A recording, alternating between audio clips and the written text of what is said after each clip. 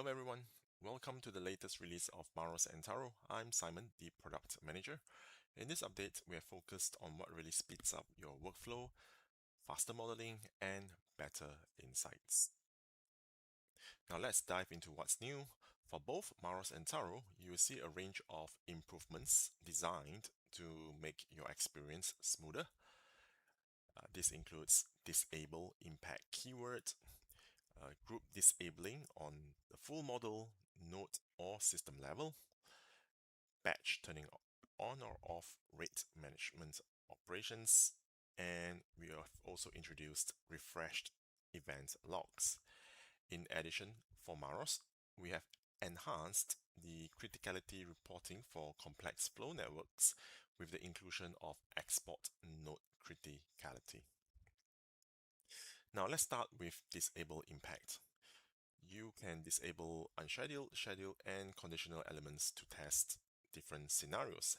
And in the previous versions, disable impact only removed the capacity loss impact, so you get 0 losses from the disabled event.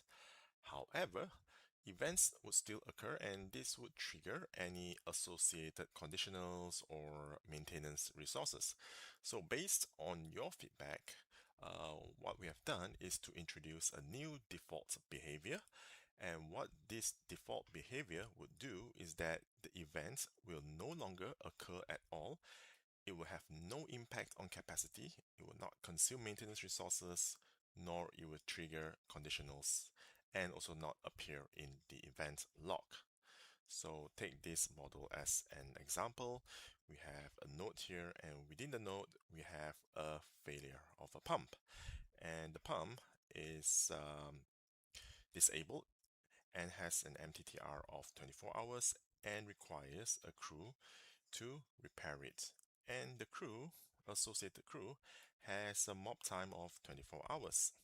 Now, we have ran the model earlier in the default behavior mode, and what we have gotten, as expected from the results, would be there is no criticality results for this single failure because the event is not occurring, as well as the crew has not been triggered. So there are 0 jobs being called on. Now, if your model contains any disabled items, this change in default behavior may affect the results. Now, the update was made to ensure the disable option more clearly reflects a fully inactive state. If you wish to restore to the previous behavior, where only the capacity impact is removed, you can enable the DISIMP keyword in the simulator parameters. So with the same model, under simulator parameters, we have introduced a new keyword highlighted here, DISIMP. Now, if I were to run the same model, and what we should be expecting is the maintenance crew will be triggered. So you will see a number of jobs appearing.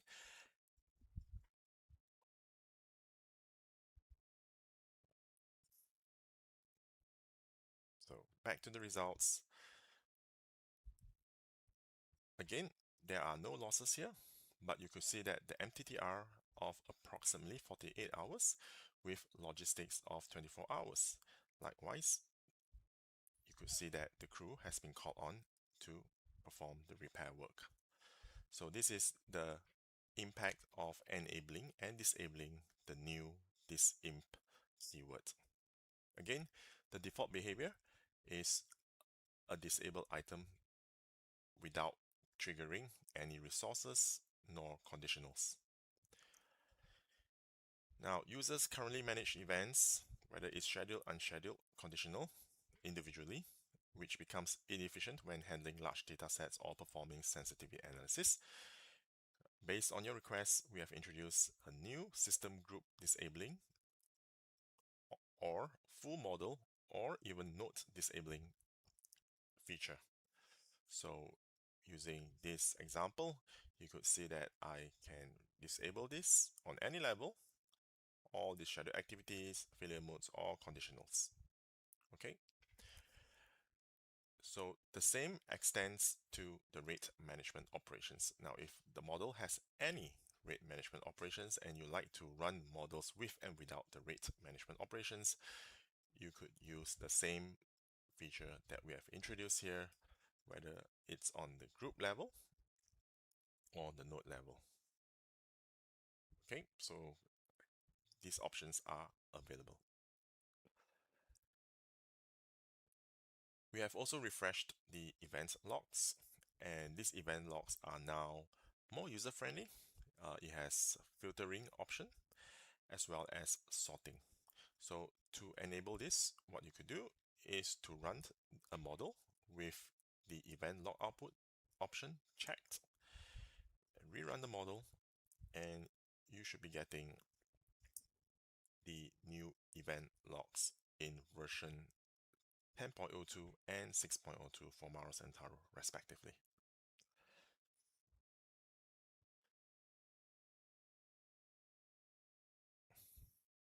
So the logs are available under results view, and what you can see here is the new logs grid.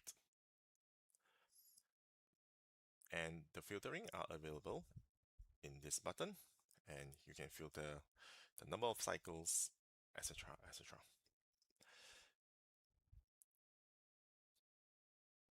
In Maros 10, we have introduced a new downstream modeling capability designed to support more complex convergent and divergent flow networks, and that means new ways of accounting for system criticality is required. As part of this, we have implemented a new shared blink criticality calculation that would be able to handle these networks. Initially, the calculation only applies to combined export of the primary product. When multiple exports were present, it was not possible to determine the criticality specific to each individual exports. In this release, for models with a single product with multiple exports, there is now the additional ability to view the criticality as it relates to a specific export.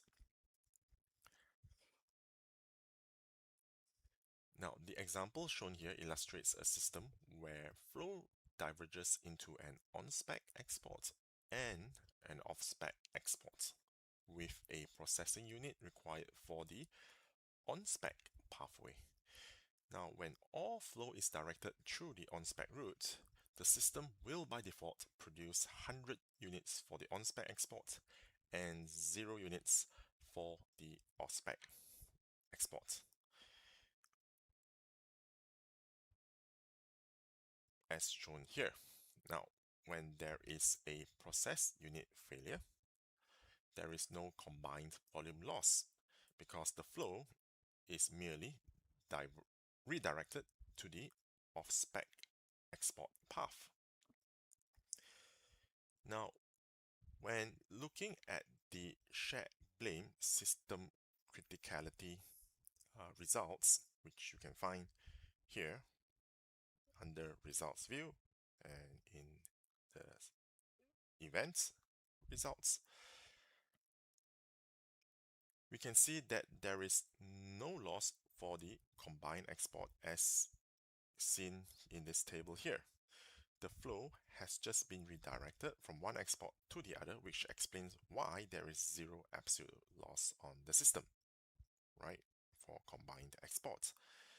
Now, if the on-spec export is the more valuable product, the criticality as it relates to that export node may be more important, and we can see in this table that selecting the target nodes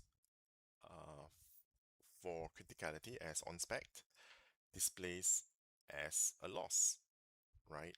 Because this is due to the processing unit failure. And this helps to understand the reason for the on-spec export being reduced. Now, the opposite is true for the off-spec export routes. And by selecting the target node to be off-spec, it has negative loss. Now, at first, this seems strange, but compared to normal operation without failures, the off-spec export has gained output at the expense of the on-spec export nodes. So when you combine the criticality of both off-spec